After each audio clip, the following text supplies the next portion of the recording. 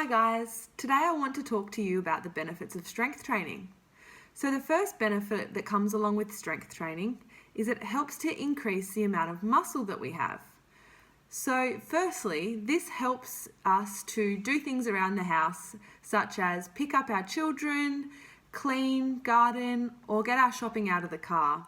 Without any sort of strength or without any sort of muscle, these daily activities would be a task and they would be almost impossible to complete. So strength training helps to maintain that level of independence that we often take for granted. Now, the next way that strength training helps us is that it helps to improve our metabolic health. It does this by regulating our blood glucose levels found within our bloodstream. Now, this helps to reduce any risk of insulin resistance and diabetes. So this is one way that exercise and strength training helps to improve our metabolic health because we're reducing the risk of diabetes. It also increases our metabolic health by normalizing our body weight. So when we have more lean tissue, we have a higher metabolic rate. Now this helps to normalize our body weight because our body is using more calories at rest compared to somebody who has less lean mass. Now, the next way that exercise and strength training really helps to promote good health is that it increases our bone mineral density. Now, if we compare this to somebody who doesn't strength train, they are at an increased risk of developing fractures and developing osteoporosis.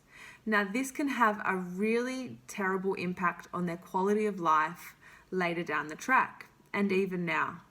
So by slowly and progressively loading our bones, loading our muscles and our joints and our tendons with weight, we are reducing the risk of fracture and reducing the risk of osteoporosis. Now, the next way that strength training helps us is that it increases our balance and it reduces the risk of falls.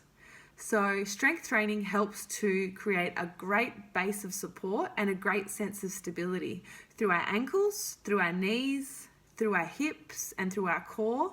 We're going to feel better on our feet. We're going to be less fearful about walking upstairs without a rail. We're going to feel better about bending over to put on our shoes and walking through busy streets. So this is going to help to keep that sense of independence and let you feel really agile in situations that you might feel a little bit off your feet with usually. So overall, exercise is really, really important to maintain our independence, to help keep our metabolic system running nicely, and it also impacts on many other conditions if we're thinking about our respiratory system, our cardiovascular system, neurologically, and our mental health. Exercise and strength training really positively impacts on all of these sort of health considerations. So it's really important that you start now. You don't need a background in health. You don't need a background in exercise. Starting today is only going to create positives into the future.